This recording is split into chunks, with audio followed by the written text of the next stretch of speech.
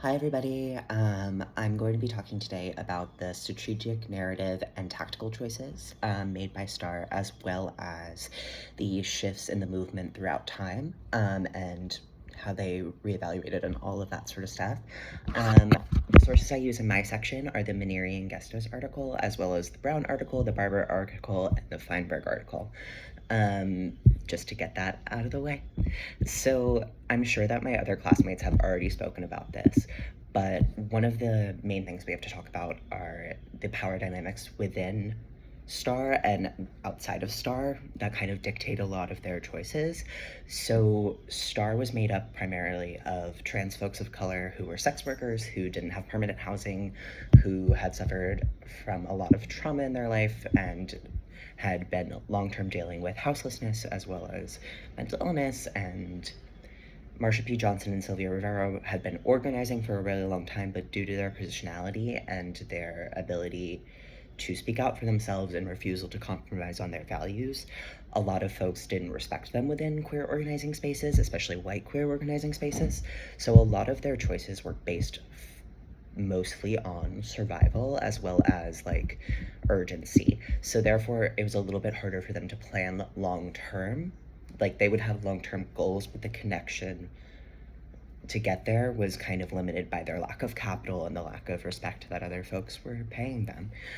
So the strategic, tactical, and narrative choices were based largely on the immediate needs and survival of trans folks, especially those that were unhoused and participating in sex work. The first Star house was an abandoned trunk bed, where nearly 24 trans youth lived alongside Marsha P. Johnson and Sylvia Rivera. Until one day someone came back for their truck and drove away with some of the Star members sleeping in the back.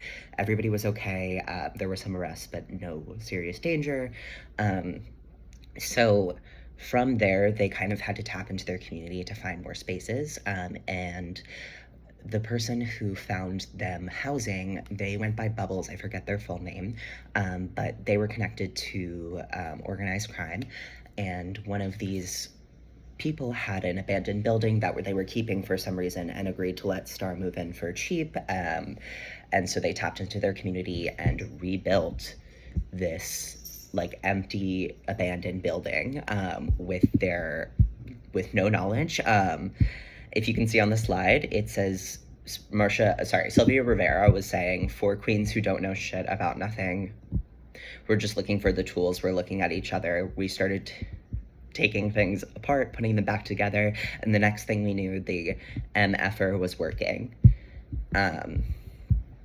And one thing that I really respect about the organizing model of these folks is the like willingness to just do it, like the separation between like better and perfection, and just kind of going to make sure that everyone within their care was surviving and thriving, but not so hung up on doing it perfectly.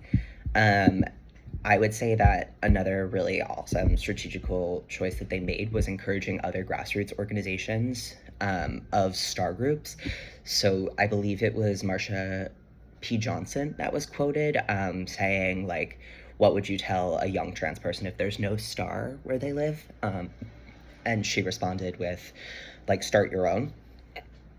And so they encouraged the proliferation of Star. Although that didn't take off, it was a good model in queer organizing to encourage folks to step outside of their like comfort zone and break. It was good organizing model for queer folks to kind of start organizing on a grassroots level and not waiting for like someone to come to save them, just making moves for themselves. They met the basic needs of the trans folks within their care, so that, but through a mutual aid model, like they would go out and participate in sex work to pay the bills and feed folks. Young people were never forced to participate in sex work, but those who were adults were told that if they did, they should bring back money to the Star House, and many of them did. They were able to provide clothing, water, shelter, food to all of these queer folks who had been living on the street.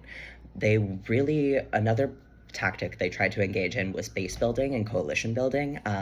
They wanted to unite with GAA and the Gay Liberation Front. However, they were unwilling to compromise their central value of protecting street queens, and they were unwilling to conform to respectability politics. So the GAA and GLF saw them as like a liability and a part of the movement that should be removed in order for the rest of the movement to obtain the rights that they want. But this didn't stop STAR from like continuing to show up, continuing to demand respect. They would make sure to be visible at gay liberation marches, and speak to the press. They would make sure that the movement could not forget or ignore them. They were like destructive, they were vocal, they would make speeches, they would get up in front, they would launch their banners. It was just a way of being like, you can ignore us, but we're here, and you can't leave us out of this movement because we are part of your community. Their long-term goals and their choices they were aiming for a literary center because many of the young trans folks who had been under their care were kicked out when they were children and never really learned how to read. They were hoping to materialize a jail support and bail payment program, which ultimately didn't have funding and didn't have the organizational capacity for. They were also trying to use an abolition-based drug use recovery program, so safer using, safer practices, try not to use drugs or alcohol, and trying to keep folks sober in a way that wasn't punitive. But ultimately, they didn't have the capacity. They wanted to secure permanent housing for all trans youth. They wanted to have a bunch of STAR houses. They wanted to be everywhere. They wanted to care for folks. Again, there was no capital being given to them. They were fighting for their own survival, and it unfortunately never materialized. But ultimately, they wanted to address all the material needs of street queens so that they could focus on organizing for their rights. Unfortunately, Star House was only materialized for 8 months until they faced eviction due to lack of funding and price gouging from renting from an organized crime person. And then after that, they still continued holding democratic meetings of STAR, still continued to be in the streets representing themselves, making sure that they were visible, but unfortunately they never were able to regroup STAR House, and the organization kind of dissipated after that. So some shifts in the movement, we've talked a little bit about it, but I just want to make sure I hit on them. The materialization of Star House, when they were living in like an abandoned trunk bed, or when they were just like trying to find space, the main focus was on finding a space that could provide housing, warmth, and food to trans folks. That was like the main focus of the movement. So that's what they were putting all their energy into. They realized that after the eviction, they knew up until then that they needed support from other groups. Like, they reached out to the Gay Liberation Front and asked for like a speaker for an event they were doing to raise money, and the GLF said that they weren't in the business of rentals, and kind of denied them to like separate themselves. So after the eviction, they focused mostly on like really trying to be included in the larger gay liberation movement. They did not have the resources to succeed without merging with other groups. They needed to build their coalition. Unfortunately, most folks were unwilling to do so. Even folks that even ACT UP or GAA, where Marsha P. Johnson had been really within those movements, she had not garnered enough respect. People were not respecting her enough, and she was like not seen as a valuable asset to the organizing movement. There also was a lack of internal structure. It was mostly just Sylvia and Marsha trying their best to make this place safe, and make this place sustainable. And unfortunately, both of them were like way beyond their capacity for organizing in this space, and were not receiving enough support from other queer organizers because of the nature of the work and because of the folks involved in their coalition. So ultimately, the group ended up disbanding because of the lack of support.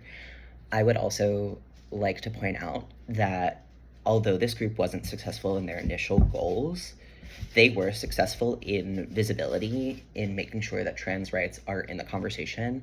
We're still speaking about them today. And these were two sex workers of color who were trans femme who nobody listened to. So I would say that like Star was successful in some regards, but ultimately couldn't provide the services they were looking to.